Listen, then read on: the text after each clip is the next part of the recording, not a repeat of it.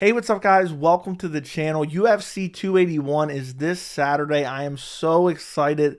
This fight card is just stacked from top to bottom with incredible fights. And the second fight on the main card, we have Frankie Edgar versus Chris Gutierrez. And this is going to be my full breakdown and prediction for this bantamweight fight. And, there's so many great fights on UFC 281. I've already done a bunch of UFC 281 prediction videos. I will link the ones I have done down in the description if you want to go check them out after this. But I have more coming soon, including the main event, Israel Adesanya versus Alex Pereira. So make sure you subscribe to the channel and turn on notifications so you don't miss those videos. So when I look at Frankie Edgar versus Chris Gutierrez, you have Frankie Edgar, who's an absolute legend in the sport, versus Chris Gutierrez, who really hasn't beat anyone of note yet.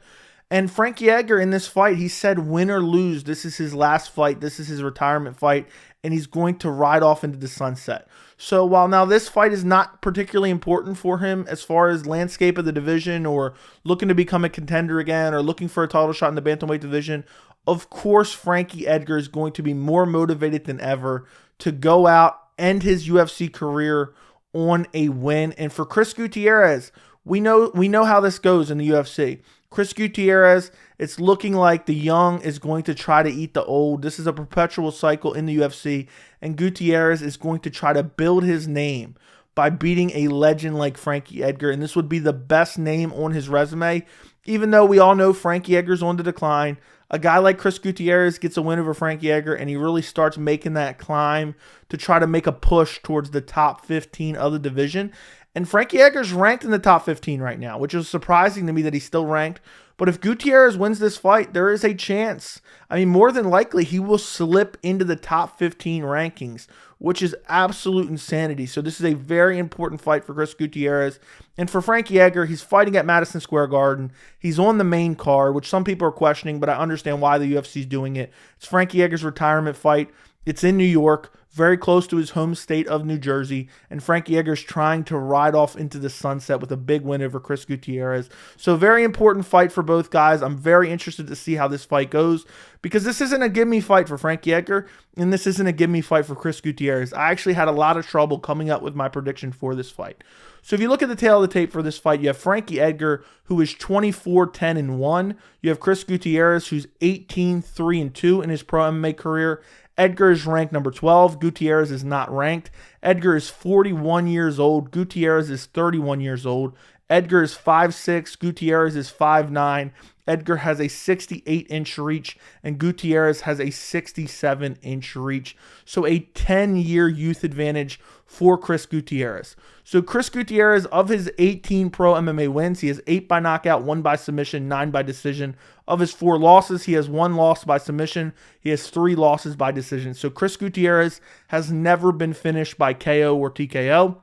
His last fight was in March of this year against Dana Bagarol, and this was a fight that he was losing. He lost the first round. He was getting lit up on the feet in the first round, and then towards like the last minute or so of the first round, he threw a spinning back fist, missed, got taken down off that spinning back fist, and then beat up for a good bit, and it was getting close to a finish. That's a little bit of exaggeratory, but there was some good ground and pound being landed, and then the round ended, and it wasn't looking good for Chris Gutierrez going in that second round. Second round, his opponent started to slow down a bit.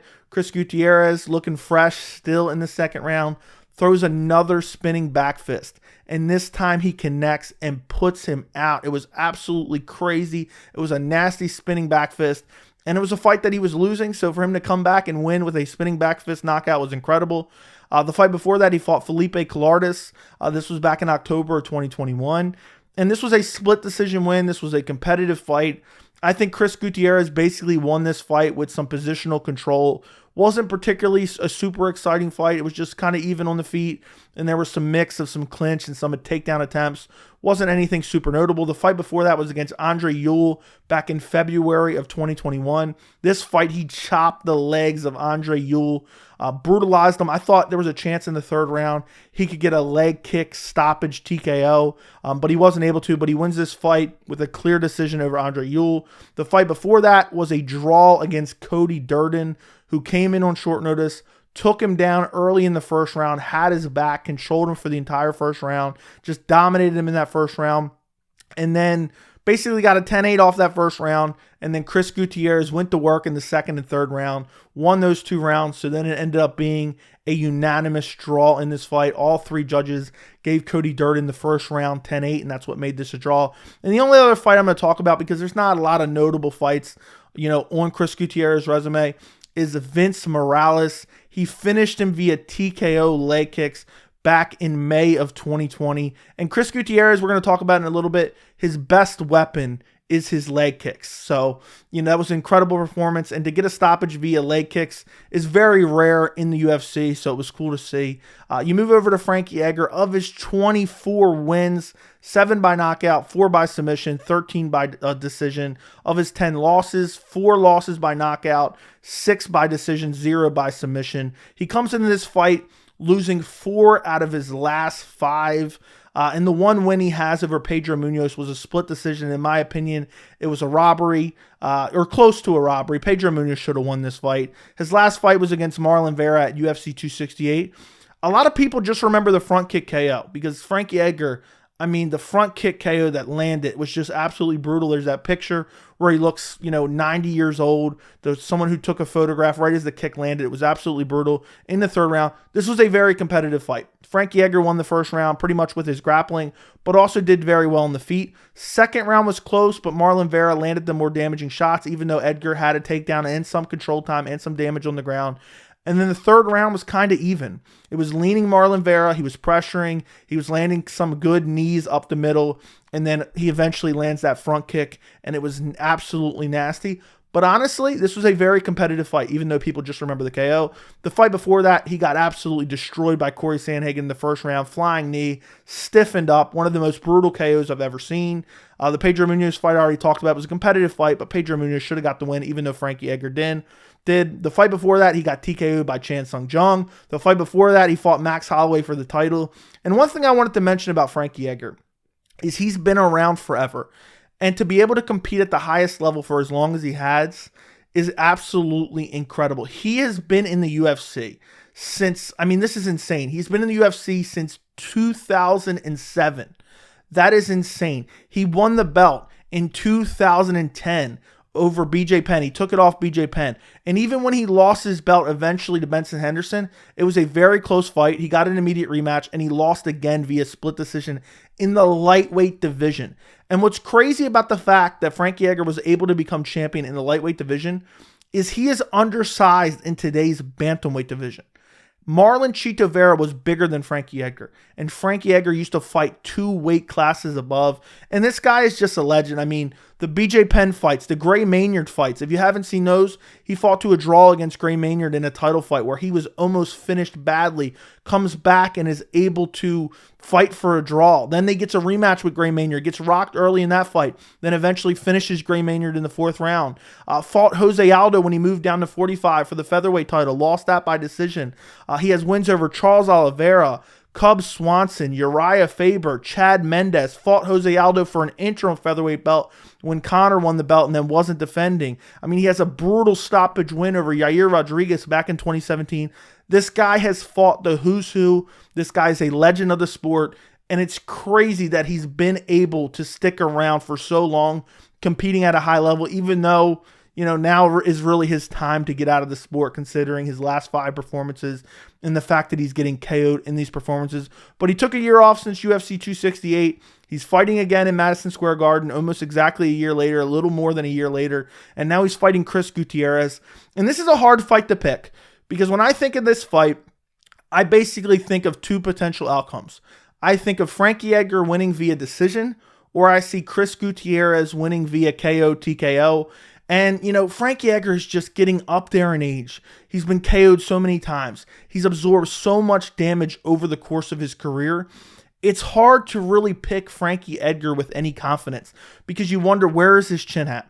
But I look at Chris Gutierrez, and I know, he's up and coming. He hasn't lost a fight since 2018, and that was against Ronnie Barcelos, which isn't a terrible loss to have. And he's looked pretty good, has some good leg kicks, has some good head kicks in general. He lands a lot of head kicks as well. His kicks are his strong suit. I could totally see Chris Gutierrez landing a nasty head kick and sleeping Frankie Edgar in the 1st or 2nd round. But for my official prediction, I am going to go Frankie Edgar via decision.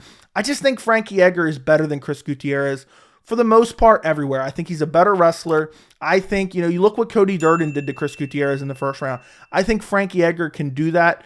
I think Chris Gutierrez throws a lot of kicks, and Frankie Edgar, over the course of his career, he's made a name out of himself, out of catching kicks and taking guys down.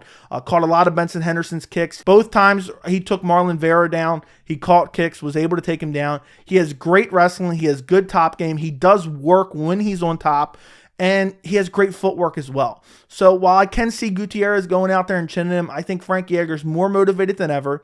I think he's super well-rounded, even in his old age, and the fact that he's slowing down. And I just think he's still a level above Chris Gutierrez. I think he's going to go out there, use his footwork to avoid the big shots of Chris Gutierrez. I think he's going to be trying to check the kicks, because that's one thing I'm worried about. Chris Gutierrez has amazing leg kicks, and Frankie Edgar in the past has been susceptible to having those legs chopped, particularly in the Jose Aldo fight. But who's not getting their legs chopped by Jose Aldo at that point in time? He was in his prime of chopping legs. So this is a very interesting fight because, I want to pick the younger guy typically, just because, especially when the legend and the veteran is on a downturn of their career and being KO'd in every single fight, pretty much in their last few fights. But for me, I just think Frankie Edgar is going to come in more motivated than ever. He took a year off after his last loss to Marlon Vera in a fight that he looked very good in. But Marlon Vera, just makes a career out of losing, minutes on top of minutes and then landing a big shot and stealing a round. We saw what he did against Rob Font. And Edgar was doing some good work in that fight. He was even outstriking Marlon Vera at points, but Frankie Edgar just doesn't have that KO power to impact the fight. So I think what's going to happen in this fight, I think Frankie Edgar is going to use his footwork, use his boxing. His boxing is super underrated. He doesn't have the power in his hands. I think Frankie Edgar is going to eat some shots from Chris Gutierrez in this fight, particularly some leg kicks. I could see Frankie Edgar getting busted up a little bit. But I think a combination of the volume combined with the takedowns at opportune times, maybe with like a minute and a half left in a round, I think Frankie Edgar is going to be able to steal some rounds, and I am going to go a 29-28 decision win for Frankie Edgar, and Frankie Edgar is going to ride off into the sunset, retire from MMA with a win at Madison Square Garden at UFC 281 over Chris Gutierrez. Chris Gutierrez, I think if he wants to win this fight, he's going to have to win by KO or TKO, but I just don't think I don't think Frankie Edgar is going to let the fight stay standing for long periods of time. I think he's going to catch some of those kicks, some of those body kicks, and take him down. But if I was going with Chris Gutierrez, I'd definitely go with a head kick KO. But I think Frankie Edgar is going to be able to get it done with his well-roundedness. But let me know what you guys think down in the comments. Don't forget to like the video, and thank you so much for watching.